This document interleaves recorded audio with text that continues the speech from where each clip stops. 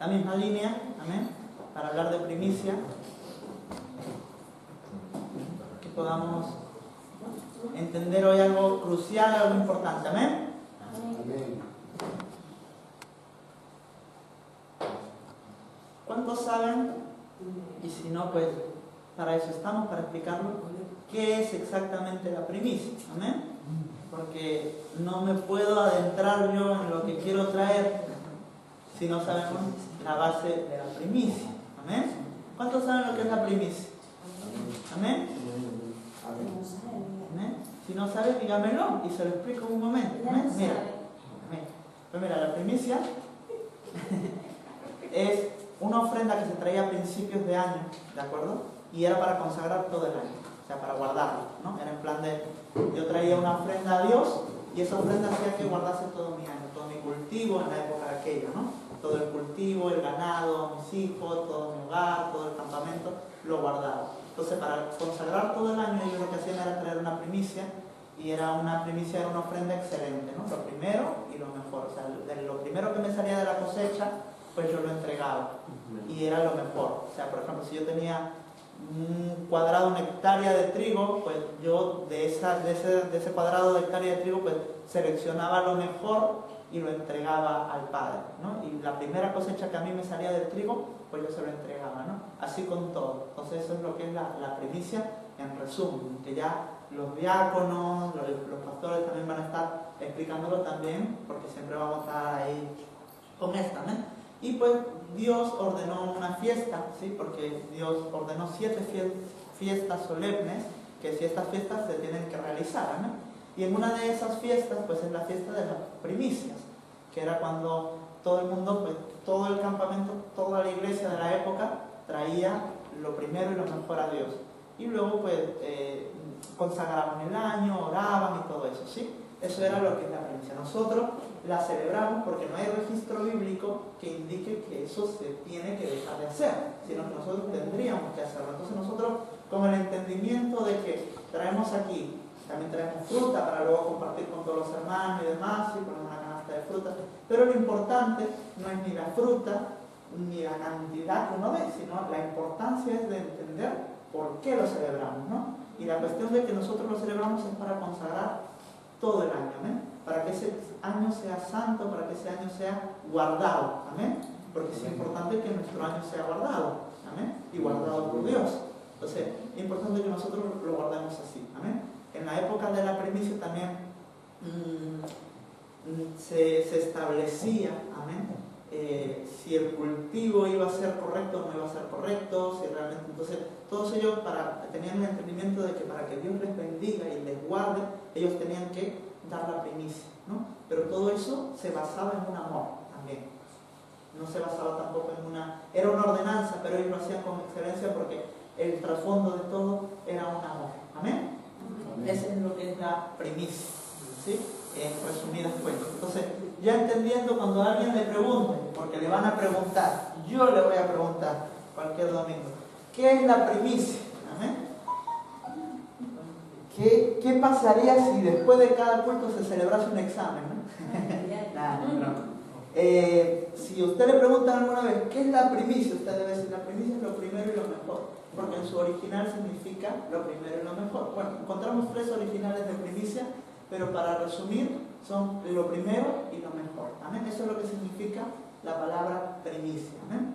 Entonces, estamos en época de primicia, nosotros la comenzamos a predicar de antes para que cuando llegue el día lo hagamos con entendimiento y lo hagamos con todo el entendimiento y con toda la revelación de por qué lo estamos haciendo.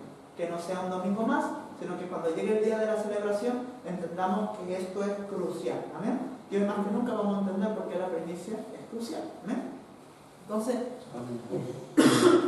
el pastor el domingo pasado, si no me equivoco, fue el día miércoles, en la reunión de obreros, tocó un versículo que a mí me encantó y lo aparté, digo, esto lo tengo que estudiar mucho más a fondo, ¿amén? Yo este versículo es uno de los que cada vez que lo leo saco algo nuevo, ¿amén? Entonces, vamos a Romanos 11:16 y comenzamos ya con la palabra de Dios, ¿amén? También oro al Espíritu Santo para que me pueda ayudar, me dé la gracia, para que pueda usted hoy entender esto, ¿amén? sea Él el que hable, que sea Él el que opere, que sea Él el que haga todo hoy. Amén. Entonces, le pido al Espíritu Santo que me ayude, que me dé la gracia, que me dé la palabra para que usted pueda entender. Amén. Y que todo lo que ocupa su mente en esta hora, que le distraiga, que pueda ser quitado. Que el Espíritu Santo mismo se lo derribe. Amén. Muy bien. ¿Qué pone en Romanos 11:16? ¿Lo tenemos ahí? Sí, ya tenemos. Dice, si las primicias son santas, también lo es la masa restante. Y si la raíz es santa, también lo son las ramas. Aquí está hablando de primicias, ¿sí? Entonces, aquí el apóstol Pablo le dice a la iglesia de los romanos, les dice, si las primicias son santas, también lo es la que. La masa restante. Y si la raíz es santa, también lo son las ramas, ¿sí? Entonces aquí nos deja un principio crucial, y este verso también lo basamos en por qué realmente la primicia consagra el año. Porque si la primicia es santa y es guardada y es consagrada, todo el año lo va a hacer. Si la raíz es santa, consagrada, y la raíz habla de mi vida, las ramas que son mis hijos, también lo van a hacer.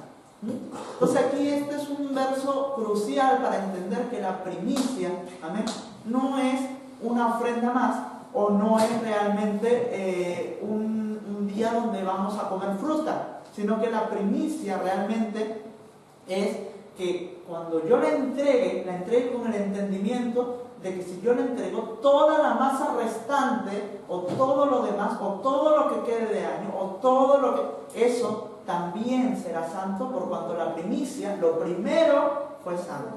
Entonces lo primero que yo entregue en mi principio, o lo que yo haga en el principio, determina lo que sigue. ¿Me explico? Todo lo que yo haga en mi principio en Dios, en mi principio laboral, en mi principio de estudio, todo lo que yo haga determinará cómo me va.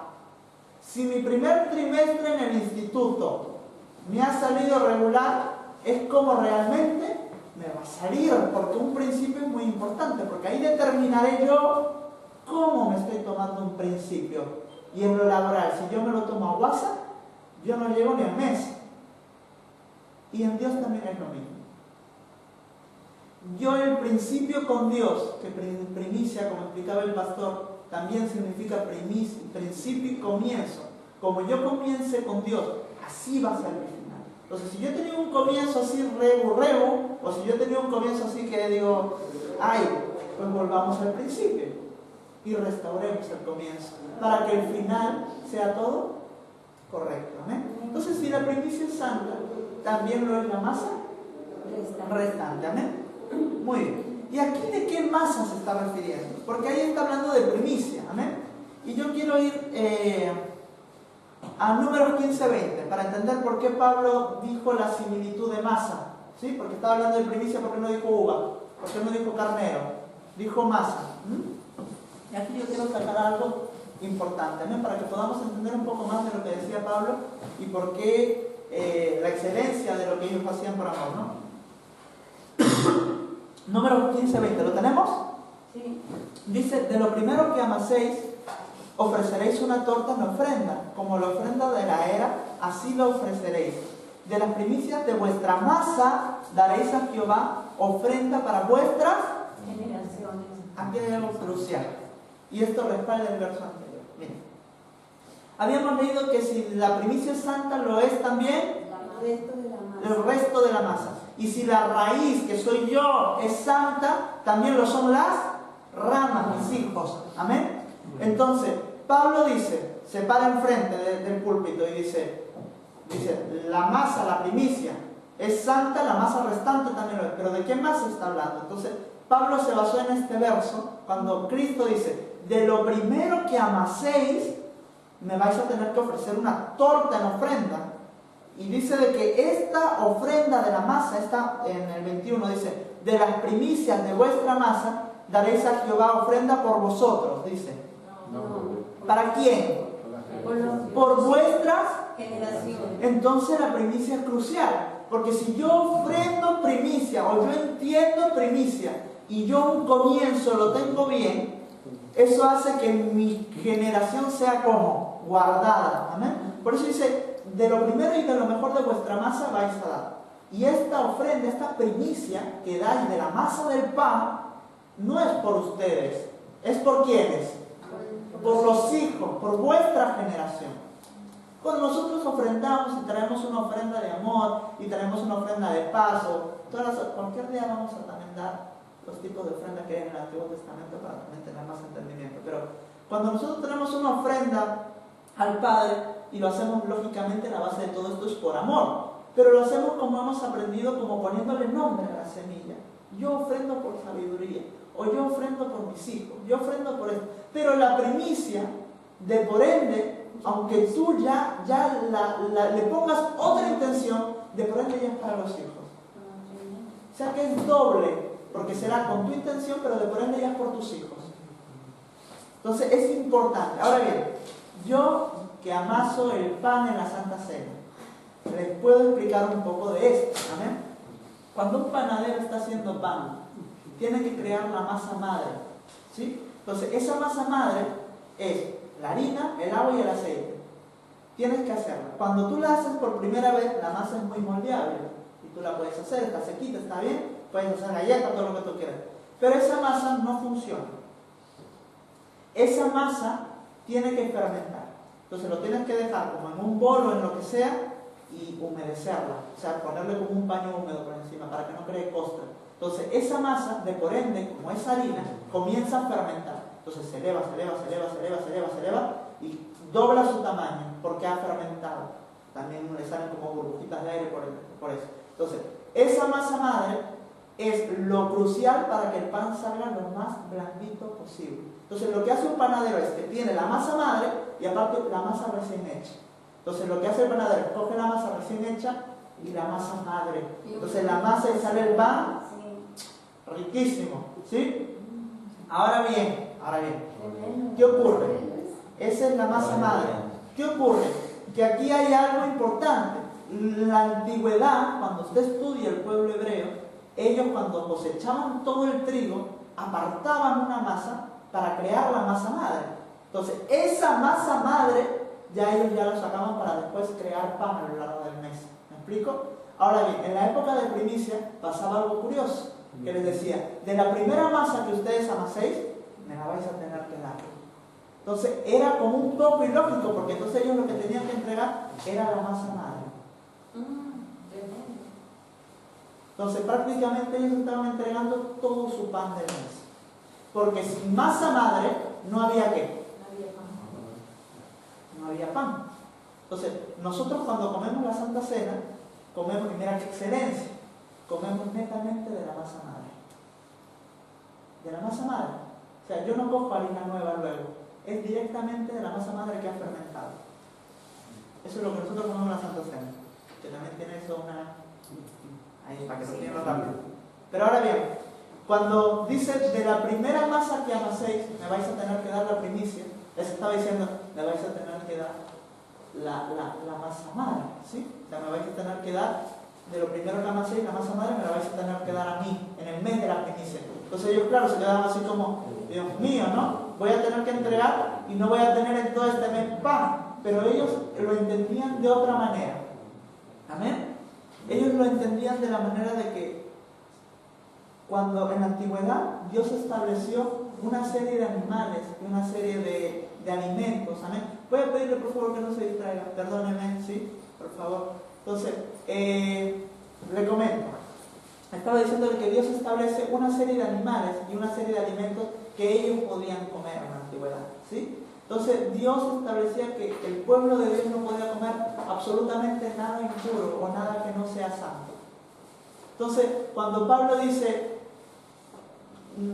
Pablo decía, acá, si las primicias son santas, también lo es la masa restante.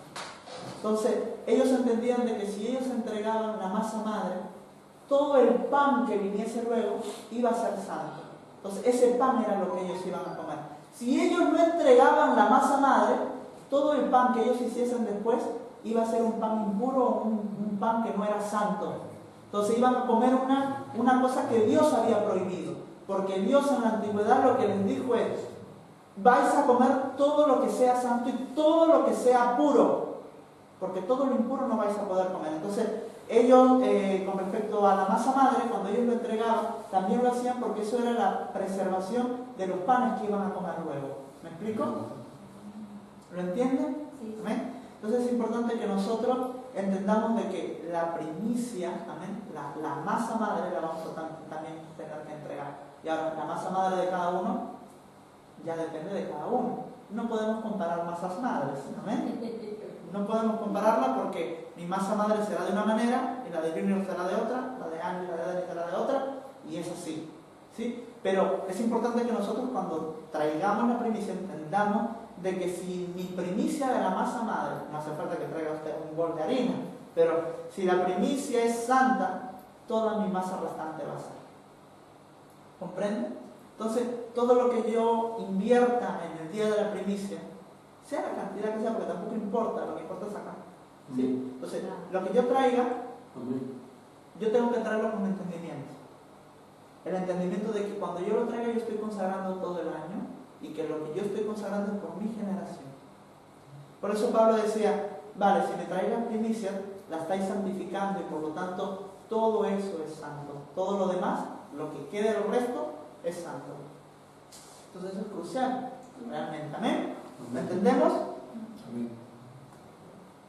Y es muy importante nuestra disposición y nuestro corazón en la primicia. Vamos a Mateo 24:40. Porque en Mateo 24:40, que está hablando de las señales del fin, habla de una antesala de época de primicia. ¿Amén? ¿Lo tenemos? Mateo 24:40 dice, entonces estarán dos en el campo y el uno será tomado y el otro será dejado. ¿Qué estaban haciendo esta gente en el campo? Recogiendo el trigo. Entonces luego ponen el 41. Dos mujeres estarán moliendo en un molino y la una será tomada y la otra será dejada. Estos dos versos están hablando de una antesala a una época de primicia. Porque los dos hombres van al campo a recoger el trigo y luego vemos que las mujeres están moliendo el trigo para crear el pan. Entonces nuestra disposición en la primicia es importante. Porque si mi disposición en la primicia no es la correcta, seré dejado. Porque uno es tomado y otro es. Entonces esto es en una época de primicia, en la antesala. ¿Cómo usted está ahora mismo para la primicia? ¿Va a ser dejado? ¿O va a ser tomado? Yo le digo algo. Todo en el Evangelio no se trata nada de lo material o de los actos proféticos que podamos hacer. Se trata del entendimiento que hagamos. O sea, yo puedo ahora mismo echarle un cuerno de aceite que si usted no entiende lo que yo estoy haciendo, de nada sirve. O si yo mismo que estoy echando el cuerno de aceite no entiendo por qué lo estoy haciendo, porque en el Evangelio todo se trata de entenderlo. No de lo físico, no de lo material, no de lo que hagamos en representación. La Santa Cena no tiene en sí el poder en el pan, sino en el entendimiento. Por eso Pablo decía, disciernan la Santa Cena, entiéndanla, compréndanla. Porque aunque a usted le pueda parecer loco, yo le digo que una Santa Cena la podemos hacer con un pan Bimbo y agua. Porque es en el entendimiento. Ahora lo hacemos con excelencia y traemos mosto y traemos pan hecho. Pero no me vale de nada traer el vino más excelente y el pan más caro que me haya salido 1.000 euros si lo como sin entendimiento. Entonces esa Santa Cena, ¿no? Por más que yo me haya gastado 2.000 euros, 1.000 en el vino y 1.000 en el pan, si yo lo tomo la Santa Cena sin entenderla, no voy a dormir a la esquina. Ahora, si yo tengo agüita morada y tengo un pan Bimbo, pero lo como con entendimiento, esa Santa Cena es poderosa. Igual con la primicia. No se trata realmente de lo material o de la fiesta en sí, se trata del entendimiento. Entonces, ¿cómo estamos dispuestos ahora nosotros? Estamos entendiéndolo, por eso nosotros predicamos de la primicia, para que cuando llegue usted lo pueda hacer correctamente y sea efectivo en su vida.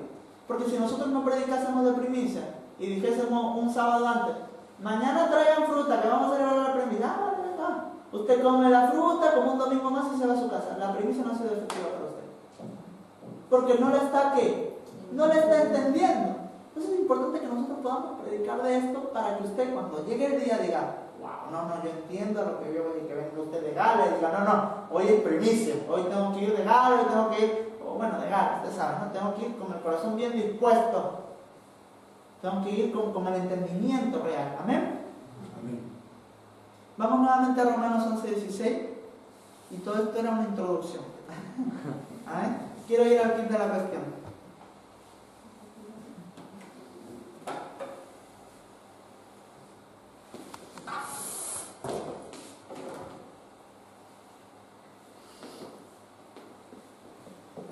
Lo leemos con más entendimiento, ¿sí? Si las primicias son santas, también lo es. Y si la raíz es santa, también los descendientes son santos. Quiero tocar algo aquí crucial. Dice que la primicia tiene que ser santa. Ahora bien, esto en plan es un poco redundante, porque ¿qué es santidad para usted? Que tenga yo una aureola y que sea perfecto, porque si usted entiende la santidad así, le digo que nunca encontrará un santo. Y si la santidad fuese así, pues ya vete directamente con el Señor.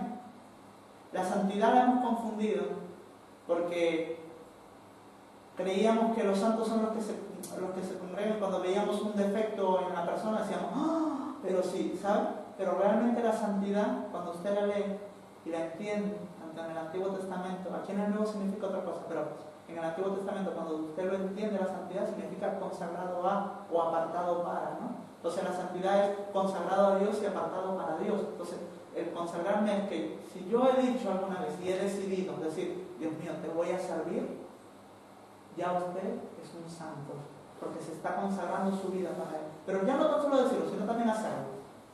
Que usted diga, Dios mío, Padre, me voy a apartar para ti. Voy a invertir mi tiempo en ti. Entonces usted ya se ha apartado para Dios. Usted ya tiene una santidad.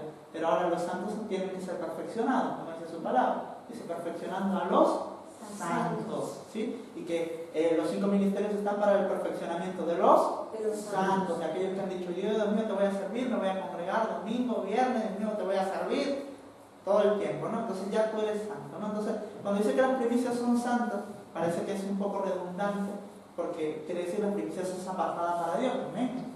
Gloria a Dios, sí es apartada para Dios, pero yo quiero ir a la intención de Pablo cuando Pablo dijo que la primicia era santa. Y para entender la intención de Pablo quiero irme al original y quiero que me lo ponga, ¿sí? El original para que usted vea a qué me refiero.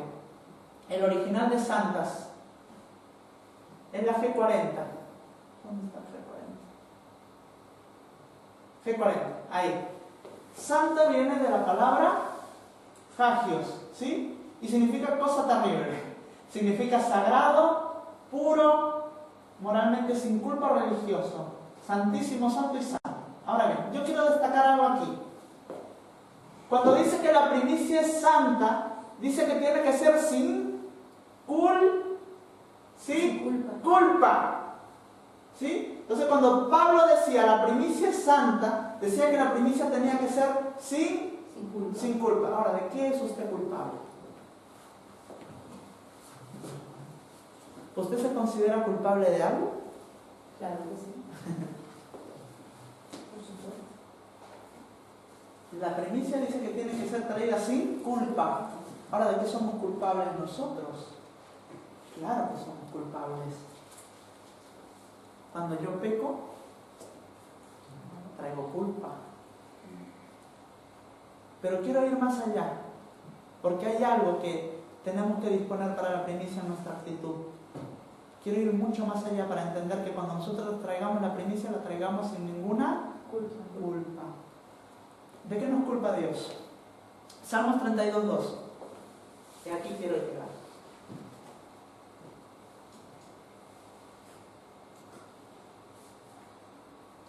Ahí. Bienaventurado a quien Jehová no culpa de iniquidad y en cuyo espíritu no hay engaño. Ahora bien, cuando dice de que doblemente feliz el hombre a quien Jehová no culpe de iniquidad, entonces Pablo decía, las primicias, para que la masa restante sea santa y sea consagrada, limpia, pura, guardada, la primicia me la tienes que traer sin culpa alguna. Entonces, ¿de qué nos culpa Dios? De la iniquidad.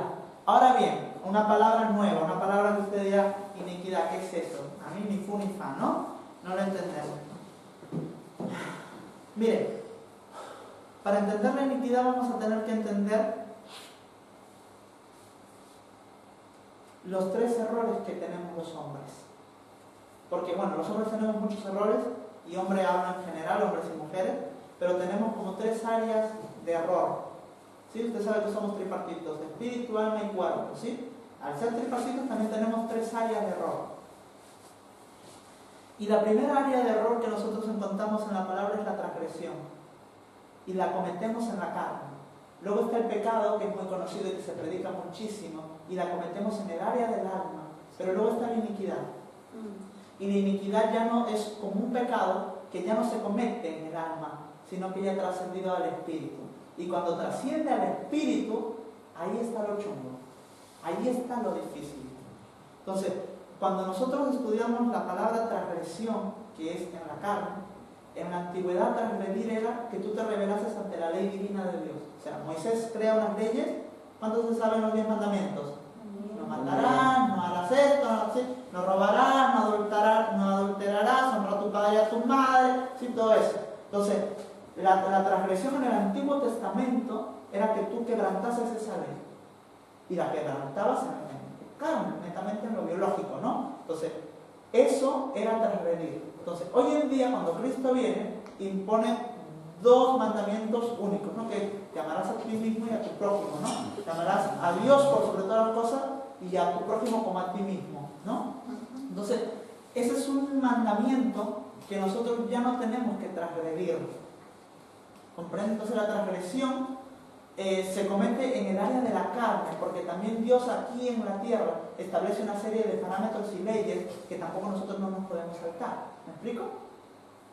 Leyes que ya ni siquiera competen a la iglesia. Cuando usted se salta una ley, usted está transgrediendo. Es en sí un error, porque no deberíamos transgredir, pero es que usted está transgrediendo y es en el área de la carne. Luego está el pecado, y el pecado se comete netamente en el alma. Y es cuando tú satisfaces a tus propios deseos humanos, cuando tú satisfaces a lo que a ti te gusta, a lo que tu carne, a lo que tu alma quiere. Pero ya luego la iniquidad es cuando ese pecado se hace continuo. Entonces, cuando ese pecado se hace continuo, ya ni siquiera se queda en el lindero de tu alma, sino que pasa a tu espíritu. Y esa es la iniquidad. Vamos a verlo.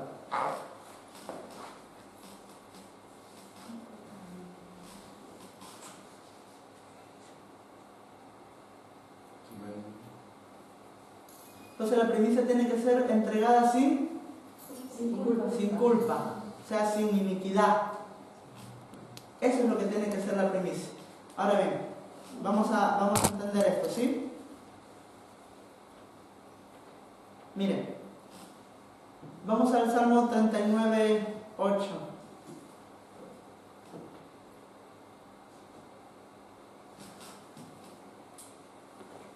¿Sí? ¿Dónde van? 39.8 del Salmo. ¿Lo están entendiendo? Sí.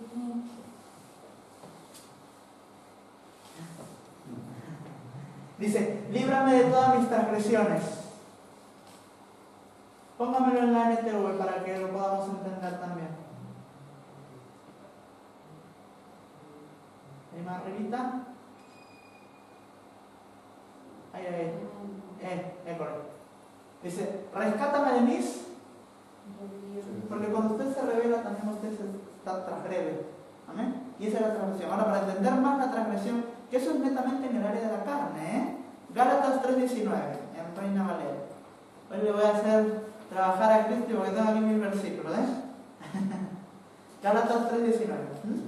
Dice ahí. Entonces, ¿para qué sirve la ley? Fue puesta por causa de la... No, póngamelo en la Reina Valera, 1960. Está en la 1909. Ahí está. Entonces, ¿para qué sirve la ley? Fue añadida a causa de las transgresiones, hasta que viniese la simiente a quien fue hecha la promesa y fue ordenada por medio de ángel en mano de un mediador. O sea que ahí está hablando de que la transgresión simplemente se acoplaba a la ley, pero cuando viene Cristo ya no se acopla a la ley. ¿Sí? Ahora bien, el pecado es un error en el alma, pero esto es algo que yo quiero entender y que yo quiero que ustedes puedan entender, y es lo que yo quiero trasladarles, y es lo que el Espíritu Santo quiere trasladarles a ustedes para que cuando llegue la primicia la podamos entregar sin culpa alguna, ¿sí? El pecado, amén, si usted peca y usted muere, el pecado queda en usted. Ya Dios ve, ¿de acuerdo?, el juicio que usted le va a dar. Porque el que peca va al infierno, ¿sí? Pero ese pecado queda en usted. Ahora bien, si usted ya no está cometiendo pecado, sino que ya está en la iniquidad, que es un pecado continuo, eso ya no queda en usted. Si usted muere, pasará al Hijo. Pasa a la generación. Entonces, eso es la diferencia de pecado e iniquidad. Que el pecado, al radicar en mi alma y al satisfacer en mi alma, si yo muero, muere juntamente con mi alma. Pero en la iniquidad, que es un pecado continuo, que ya ha pasado al espíritu, si yo muero, se imparte a la siguiente generación. Entonces, la iniquidad es la familia, yo qué sé, un apellido Chinlung, yo qué sé, Chinluz, la familia Chinlu. Esa familia, todos los descendientes varones son, yo qué sé, ladrones, o todos son timadores, estafadores, y todos salen así. ¿Por qué? ¿A qué se debe? Todos salen así. Y a lo mejor el padre murió muy joven cuando el niño era bebé, pero el bebé, cuando crece, también ha salido estafador. ¿Por qué? Porque había una iniquidad generacional. Entonces, la iniquidad es un pecado que ya no se queda en mí, sino que ya pasa. Entonces, por eso Pablo decía, la primicia, que es una ofrenda netamente generacional, no puede traer consigo un pecado que también sea generacional. No es compatible. Esto es como en mi trabajo. En mi trabajo me llama alguien y me dice, ponme una oferta. Y cuando yo veo, ya tienes una oferta. Yo digo, no te puedo aplicar una oferta si ya tienes una oferta. Son incompatibles. Y si yo lo intento, el sistema se me cae entero. Y me saltan como 3000 ventanas que me dicen, cierra, cierra, cierra, cierra. Y yo tengo que cerrarlo, tirarlo, volver a abrirlo y decirle, mira, no le puedo aplicar esto. Entonces, igual, cuando usted traiga la primicia, dará esa incompatibilidad si usted trae consigo culpa. Si usted trae consigo iniquidad, no es compatible. Porque la primicia es para la generación, pero la iniquidad es totalmente lo contrario, pero también es generacional. Entonces veamos el pecado. Miren, en Santiago 1:14 hasta el 16, ¿sí? Para entender qué es el pecado, ¿sí? Dice, sino que cada uno es tentado cuando de su propia concupiscencia, que es la tendencia a, es atraído y seducido. Entonces la concupiscencia, después que ha concebido, da a luz el pecado. Y el pecado, siendo consumado, da a luz a la muerte. Amados hermanos míos, no erréis, ¿sí? No cometáis este fallo. Amén. Entonces, el pecado es darle vida o ceder a tu concupiscencia. Entonces, ¿cómo le puedo explicar? El pecado, por ejemplo, dice que nace a través de cuando tu concupiscencia te ha seducido. Pero yo siempre, nuevamente, vuelvo a decir lo mismo. Mi concupiscencia no es la misma que la del pastor, por ejemplo. Son cosas totalmente distintas. O sea, si a todos nos ponemos aquí, ¿sí? Yo qué sé, nos sentamos, ¿no? Y yo qué sé, nos traen una tentación igual. A lo mejor para mí esa tentación, digo, está sin más. Pero a lo mejor para Junior, déjenme poner un ejemplo, a lo mejor Junior está sudando frío porque está luchando más, porque es su concupiscencia, ¿eh? Es su tendencia a.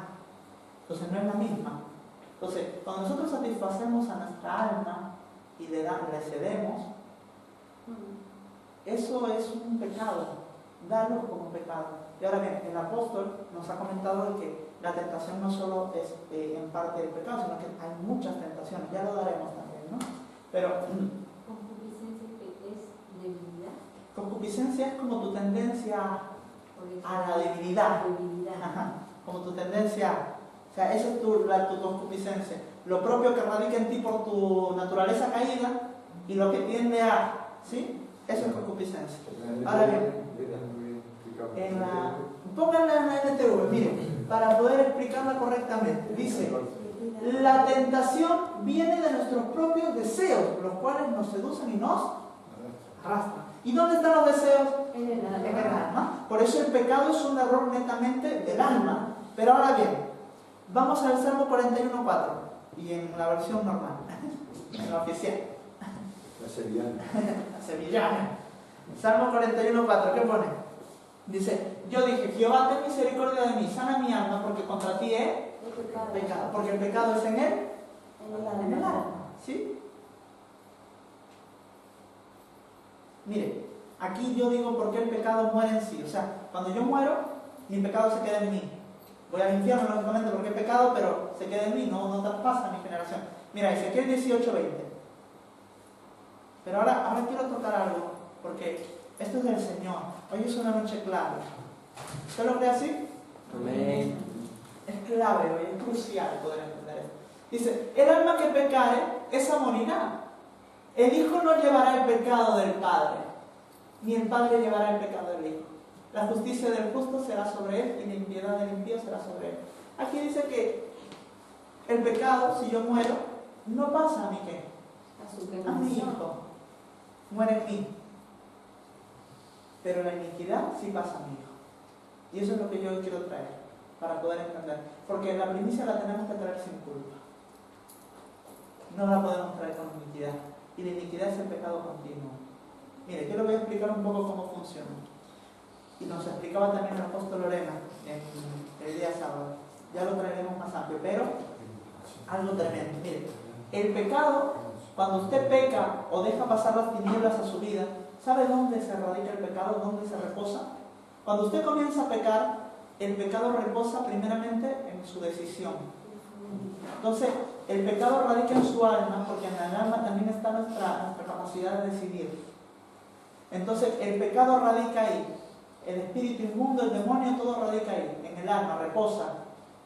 Entonces, pero no reposa en cualquier parte del alma, sino que reposa en su voluntad, en su capacidad de decidir, porque la voluntad es la capacidad de decidir. Entonces, ¿qué ocurre? Que cuando el pecado o el espíritu inmundo, el demonio, se reposa sobre su voluntad, es cuando ocurre esto y usted dice, Dios mío, no voy a pecar más. Pero pasa el día siguiente y ha pecado, y cede al pecado. ¿Por qué? Porque ya el pecado y la tiniebla y el espíritu inmundo está reposando en su voluntad. Entonces usted dirá que no, pero luego será que sí. Y viene usted arrepentido y dice, Dios mío, perdóname, yo ya no lo voy a hacer más, hasta aquí. El día siguiente vuelvo a pecar. Porque el pecado está reposando en mi alma y está en mi capacidad de decisión, en mi voluntad. ¿Qué ocurre? De que luego el pecado o el espíritu inmundo no queda ahí, sino que dice, como ya su área de decisión, su puerta está completamente rota y su no vale, me voy a acceder a la parte de la emoción. Eso es lo que nos explicaba el apóstol Lorena, cómo pasan al espíritu. Entonces, pasan al área de tu emoción. Entonces, a ti te harán una persona completamente insensible a la presencia. Entonces vendrás a la iglesia, sí, levantarás las manos, echarás lágrimas, pero no sentirás la presencia de Dios. Te convertirás en una persona completamente insensible a su presencia. O por ende, totalmente lo contrario, una persona extremadamente sentimental. Llorarás por absolutamente todo. Entonces, cuando el espíritu inmundo o el pecado dice, ya esta persona está completamente insensible, puedo pasar a su espíritu. Y eso ya es iniquidad. Porque entonces ya usted pecará deliberadamente. Y dirá, bueno, me da igual. O incluso, la iniquidad ya es incluso planeándola. Sí, iré a la iglesia, pero después de la iglesia, sí, pecaré. Como ya luego el domingo siguiente puedo venir y pedir disculpas a Dios, no pasa nada. Pero eso es ya que tanto el pecado como el espíritu inmundo ya ha traspasado esas dos áreas. Entonces ya ha pasado a tu espíritu. Entonces, al pasar a tu espíritu y a radicar ahí, ya es netamente iniquidad. Entonces, eso pasará a tu generación. Ese pecado que tú continúas,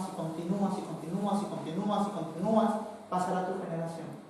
Por eso luego vemos familias enteras que tienen el mismo pecado y pasa y tú dices, Dios mío, pero esto ¿por qué? Porque hay una iniquidad. Y lo más triste de esto, que muchas veces no lo vemos tan solo en familias que no conozcan a Cristo, se ve en familias cristianas. ¿Y esto a qué se debe, Cristian? A de que esa persona se hizo insensible a la presencia. Al hacerse insensible a la presencia, dice, bueno, yo voy a la iglesia, aparento, pero ya luego en mi casa peco. Ya lo tienes todo planeado. ¿Y eso sabe por qué es? Porque ya el pecado ha derribado tu decisión, tu capacidad de decidir, y ha derribado tu capacidad de sentimiento. Ya no sientes a Dios como lo sentías al principio. Por eso, como cuando cantábamos al principio, quiero volverte a sentir como la primera vez. Y yo estoy cansado de aparentar, como dice esa canción última que nos canta.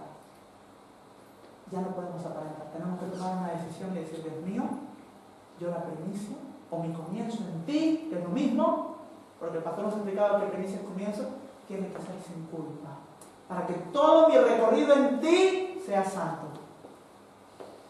Eso es nosotros lo que tenemos que hacer.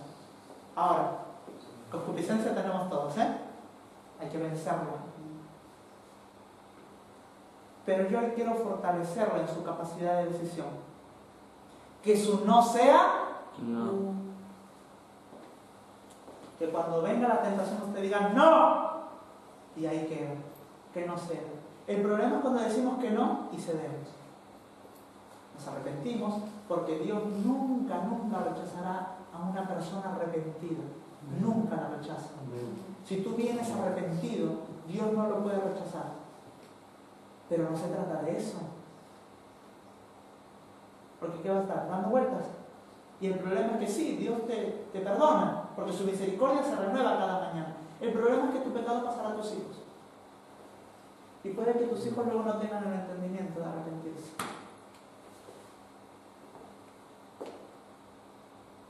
Entonces, cuando traigamos la primicia, traigámosla sin culpa. Y ahora con esto yo no le quiero condenar.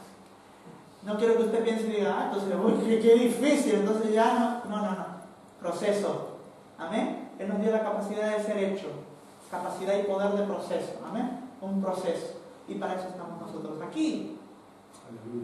Para ayudarle. Mire, una cosa le digo. Muchas veces... ¿Y cómo se quita la iniquidad? Ahora lo vemos. Ahora la vemos. No se adelante. Ahora lo vamos a ver, sí, porque yo no simplemente le puedo diagnosticar el cáncer y decirle ya tiene cáncer. No. Le vamos a dar el diagnóstico y la cura. ¿Amén?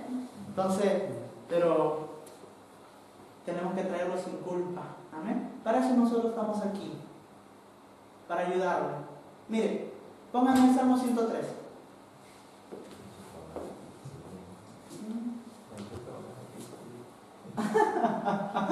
Mire, aquí está hablando de los 5 beneficios, ¿sí? Pero yo le digo algo. Aquí hay, aunque habla de 5 beneficios que dan los 5 ministerios, lo podemos dividir en 2 partes, que son los ministerios de riego y los ministerios de engendramiento. Entonces el ministerio de engendramiento es el primero y es el cuarto, ¿sí? Entonces miren, aquí, en el verso 3, eres quien perdona todas tus iniquidades. Y esto también viene a través de un ministerio paterno. Entonces, sigamos. El que sana todas tus dolencias. Y el que te corona de favores y misericordia. Estos dos trabajan en equipo. El que perdona tus iniquidades y el que te corona de favores y misericordia. Porque son ministerios de engendramiento. Porque está hablando uno del apóstol y otro está hablando del pastor, de los pastores. Los demás son de riego.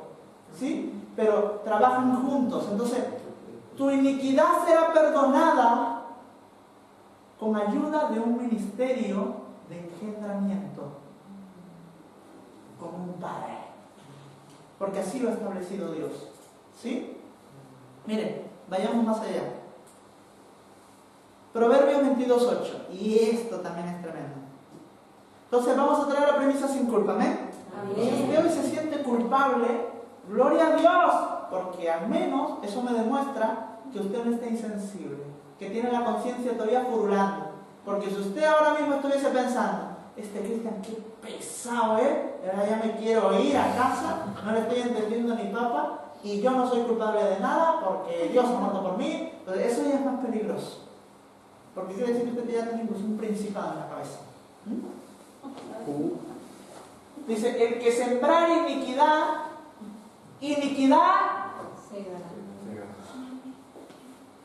mire, la iniquidad se estableció para sembrarse. Madre mía. Y el que siembra iniquidad, eso ciega.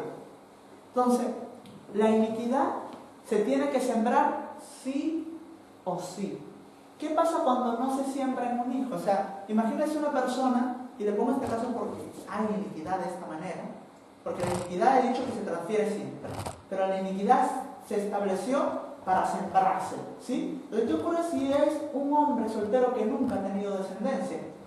La iniquidad se tiene que sembrar sí o sí. ¿Sabe dónde se sembrará? En el terreno. Entonces, esto también explica cuando usted dice, ¿por qué esta calle es una calle llena de borrachos? En esta calle todos los que van ahí son borrachos. O en esta calle gobierna la prostitución. ¿Por qué? Esta calle está llena de gente que vende su cuerpo. ¿Por qué? Porque hubo una persona que sembró iniquidad en tierra. Entonces el terreno se vuelve pecaminoso. Gobierna ese pecado.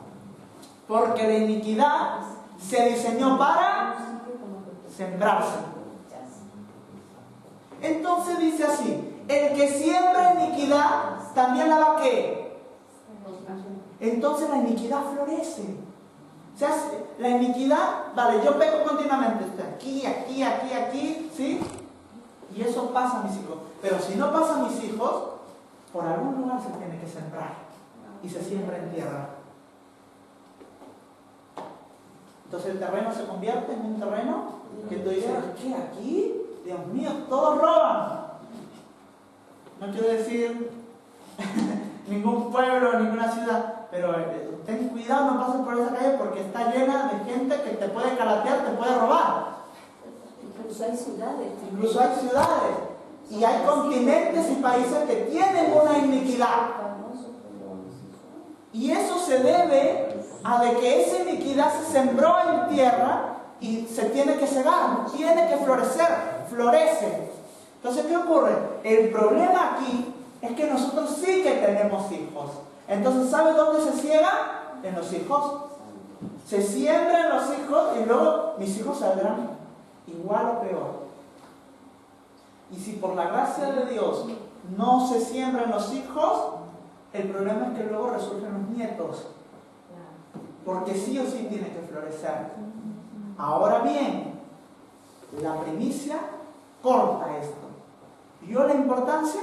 Cuando yo traigo la primicia sin culpa y sin iniquidad y la traigo correctamente, hace que toda mi generación no haya iniquidad. Si la primicia es santa, la masa restante será sin iniquidad, será santa también, será sin culpa. Yo quiero que mis hijos no sean culpables de primicia. ¿Lo había visto así? Vamos a tener que hacerlo. Y para los que no tenemos hijos, pero hay mucho acá. Hay mucho aquí. Y el problema es que si morimos jóvenes, hay de mi casa, porque se siembra la iniquidad en mi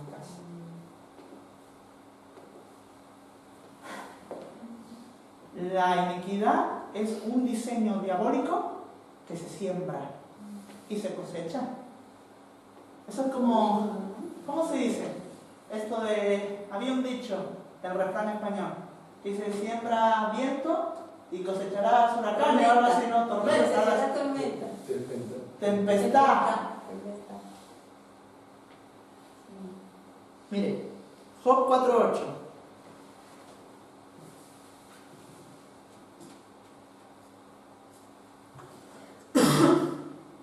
Amén. Vamos a ser librados de toda culpa. Amén. ¿Cuántos quieren ser librados de esa culpa, de esa iniquidad? Amén. Sí, tenemos que librarnos de ella. Tenemos que decir, Dios mío, sí, yo quiero librarme. Ahora bien, para aquellos que no tengan un pecado tan evidente, la omisión también es un pecado. Que Dios le haya demandado, tienes que hacer esto, y usted diga, ay no, también es un pecado. Entonces, no solo basemos los pecados en los vicios o en lo más evidente, porque pecados hay 7 tipos de pecados, y uno de ellos es la omisión. Cuando Dios me ha dicho, haz esto, y yo no lo he hecho. Job 4:8. Como yo he visto también, los que hagan iniquidad y siembran injuria, esto es la... O sea que si yo hago iniquidad, siembro la iniquidad o la injuria, luego yo la voy a ¿qué? A cegar. Porque usted, cada vez que usted lea la palabra iniquidad, usted entenderá que es sembrable. Cada vez que usted lee la palabra iniquidad es algo que se siembra. ¿Sí?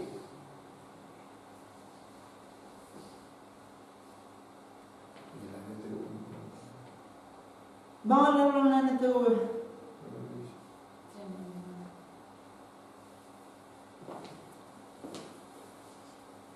Ahí está, esta es. La experiencia me dice que los que siembran problemas y cultivan el mal, eso cosechan. Problemas y iniquidad, ¿sí? Pero aquí le dice problema. Pero efectivamente, sí, los que siembran ese problema o cultivan este mal, o sea, la iniquidad, el pecado, eso yo voy a ¿qué? Cosechar. Pero lo mismo, o sea que la iniquidad es el diseño diabólico que se siembra y es un pecado en espíritu. O sea, cuando usted le pregunte, ¿qué es iniquidad? Diaconisa Cristi, usted va a decir, no, pecado en espíritu, algo que se va a transferir, un pecado continuo, eso es la iniquidad. Mire, Salmo 92:7.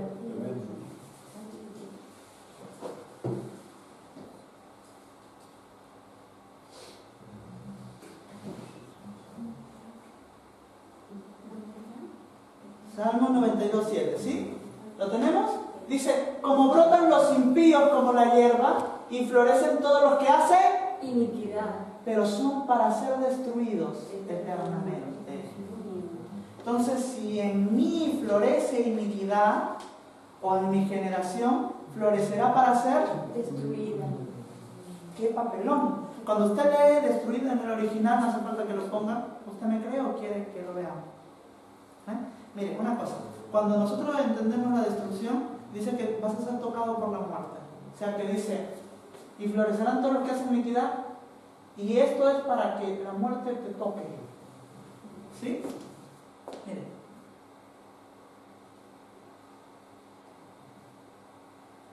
Los heridos de muerte, los heridos que han sido tocados por la muerte, por esa potestad de muerte, son los que han cometido iniquidad. Entonces, ¿qué pasa con las personas que cometen iniquidad?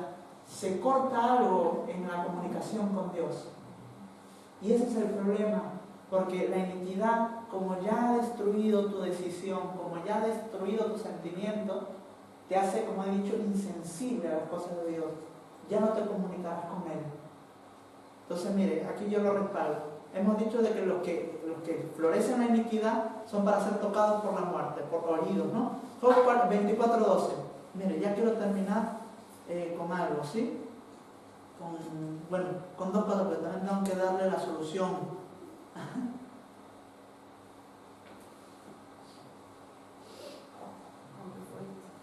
A ver, dice así: desde la ciudad gimen los moribundos y claman las almas de los heridos de muerte. Y esto se habla de los que cometen iniquidad.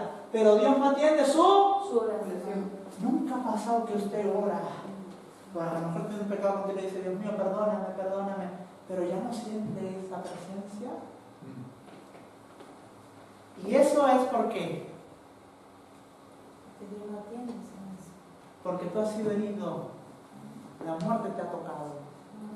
Y a lo mejor tú sigues vivo en el área física, pero la muerte te está haciendo hacia tu alma. Y eso es por la iniquidad. Ahora bien, yo le puedo decir algo. Si usted viene a la primicia sin culpa, con una disposición de decir, porque errores vamos a cometer todos. Con esto no quiero decir que seamos ya perfectos, porque ya, si no vamos con el Señor, porque vamos a seguir cometiendo fallos. El problema es que no traigamos iniquidad. Pecados vamos a arrastrar, pero los pecados quedan en mí. Y eso es una limpieza entre el liderazgo, usted y Dios. Pero el problema es la iniquidad que es generacional. Pero yo le digo de que si usted viene a la primicia dispuesto a no estar sin culpa o habiendo sido limpio de culpa, yo le puedo decir que usted, toda su capacidad de decisión y sentimental se restablecerá. Por eso tenemos que venir dispuestos a la primicia. diciendo, Dios mío, a lo mejor sí tengo culpa y yo necesito ser limpiado. Aproveche la primicia para decidir ya no más y que su no sea No.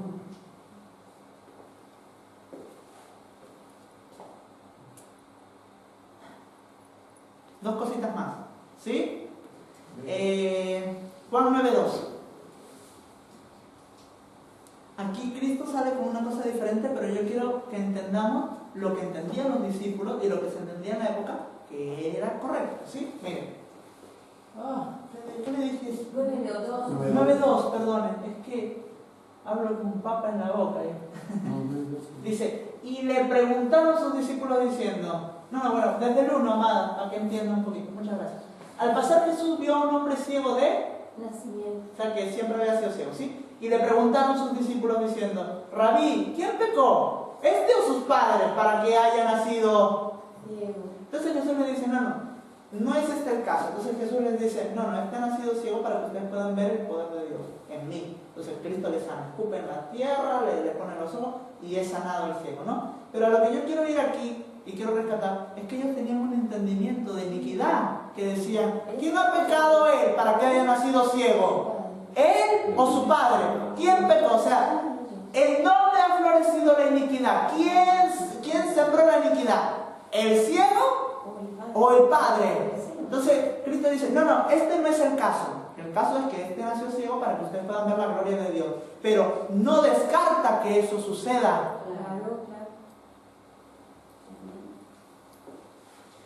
Nunca se han dado cuenta o nunca, y aquí yo creo que también les voy a resolver una duda, nunca se han preguntado cuando nace un niño y el niño sale con algún defecto muy evidente y uno dice, ¿por qué si es una criatura? ¿Dios es tan malo para haberlo enviado con tal defecto? No ha sido Dios, es la iniquidad, que es tan fuerte que se parametriza hasta aún en lo físico de los hijos. Por eso ellos preguntaban y decían, ¿quién ha sido? ¿Él o el qué? O el padre. Mire, lo vuelvo a leer. Y le preguntaron a sus discípulos diciendo, Rabí, ¿quién pecó, este o sus padres, para que este haya nacido? Fuerte, iniquidad, porque es el pecado continuo y pasa a mis hijos. Y ese es el problema. Ahora bien, toda culpa tiene que ser quitada, ¿sí? ¿Y la vamos a quitar o no? ¿Amén? Amén. Mire, vamos al Levítico 7. Y con esto ya acabo. Aquí está la cura. Sí, dice, asimismo, esta es la ley del sacrificio por la culpa. Nuevamente vuelvo a leer. Atención, que aquí está la cura. Asimismo, esta es la ley del sacrificio por la Culpa. Es cosa muy santa, o sea, sin culpa. En el lugar donde degüellan el holocausto, degüellarán la víctima por la culpa y rociará su sangre alrededor de sobre el altar. Y de ella ofrecerá toda su grosura, la cola y la grosura que cubre los intestinos. Atentos con esto, los 2 riñones, la grosura que está sobre ellos y la que está sobre los ijares. Y con los riñones quitará la grosura, o sea, toda la grasa así, sobre el hígado. Y el sacerdote lo hará arder sobre el altar. Ofrenda encendida a Jehová es expiación de la culpa. Todo varón de entre los sacerdotes la comerá. Será comida en el lugar santo. Es cosa muy santa. Se lo traduzco aquí a la actualidad.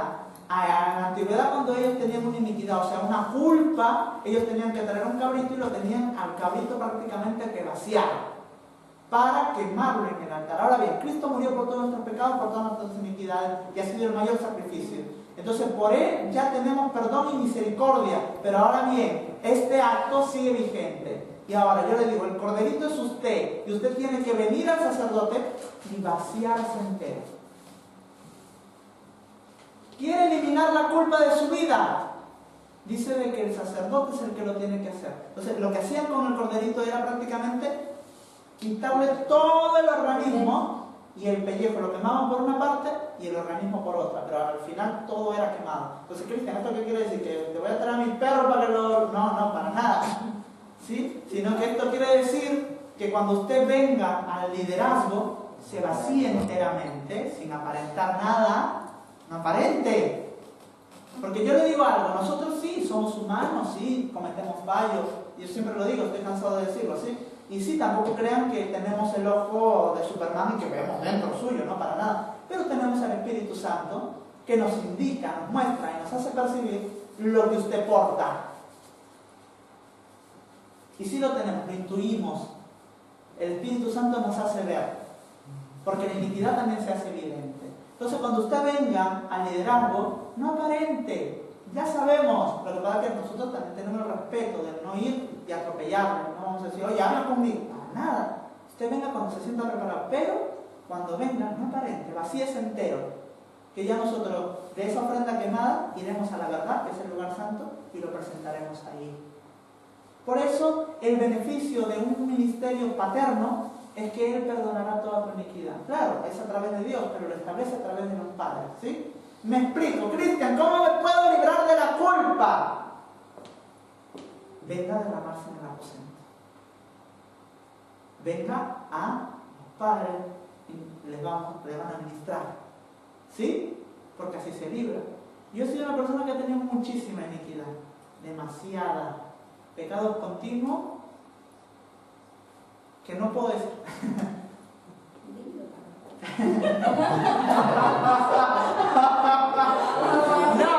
No, porque ya vencí. Yo ya no tengo culpa, pero que lo diga para orar. Es una llave, es el enemigo. A ver, no, pero yo he tenido mucha iniquidad y yo me he tenido que vaciar con toda la vergüenza en mi cara, pero me la he tenido que vaciar. Porque el humano, por naturaleza animal, porque sabe, ya he explicado de que cuando Adán y Eva caen, nos fuimos rebajados en la naturaleza animal, por instinto no nos gusta mostrar nuestras debilidades. Entonces el hecho de ir a una persona y vaciarnos cuesta, por ende, por nuestra naturaleza animal, porque siempre nos queremos establecer como fuertes. Entonces el hecho de vaciarse a una persona que Dios te ha asignado como padre, que a lo mejor lo conoces un año o lo conoces menos, cuesta mucho porque se te caerá la cara de vergüenza. Porque dirás, ay, qué vergüenza, ¿cómo le voy a contar? O lo peor de todo, que cuando ya uno ha alcanzado un reconocimiento digno, y uno dice, ay, no, qué vergüenza, yo cómo voy, si yo soy maestro, ¿cómo voy a ir a la papá? No, yo tengo que ir. En áreas yo tengo que seguir yendo. Lógicamente ya vuelvo a decir, yo no voy a ir a ellos por decir, Pastor Angie me miró mal, me está costando perdonarla. O cuando estábamos comiendo la barbacoa, Junior me quitó el plato y ya no me quiero ver. Se comió mi parte, pastor, no me puedo ni ver. Entonces, eso, el pastor le diría, anda. Mira, no te voy a decir nada, anda, Cristian, anda. Pero yo en área sí tengo que ir. Y decirle, esto es lo que ocurre en mi casa, esto es lo que pasa, esto me cuesta, esto es tal. O mi corazón se está inclinando a tal, ayúdeme, papá, todo eso. ¿Pero por qué? Porque ya es otra área. Ahora no se compara a mí, usted va a tener que ir. Pero la solución de la culpa es que usted venga a vaciarse. Y nosotros ya con eso que usted se ha vaciado, con todo ese organismo, es quemado. ¿Por qué tenía que ser quemado, Cristian? Porque no tiene que quedar nada más. Porque una vez quemado, las cenizas luego se tiran. Ni usted ni el liderazgo lo recordará. Porque eso también es algo de decir, ay, no, es que si yo voy, ya siempre me van a ver así, como el timador, o como el malo, o como el que cometió tal pecado, no, qué vergüenza. Yo siendo maestro, yo siendo diácono, diaconisa, ¿cómo voy a ir si he cometido esto, Dios mío? No, derrámese y eso lo quemamos. Y el sacerdote se lo come, pero para eso somos, ¿no? Sacerdotes, para comerlo delante de la verdad. Pero así se estableció. ¿Quiere librarse de la culpa? Vaya. Entonces ya podrá ir a la primicia sin culpa y decir, wow, si la primicia es santa, toda la masa restante, mis hijos, todo, también lo va a hacer. ¿Amén? ¿Lo ha entendido? Póngase de pie, vamos a orar. Amén.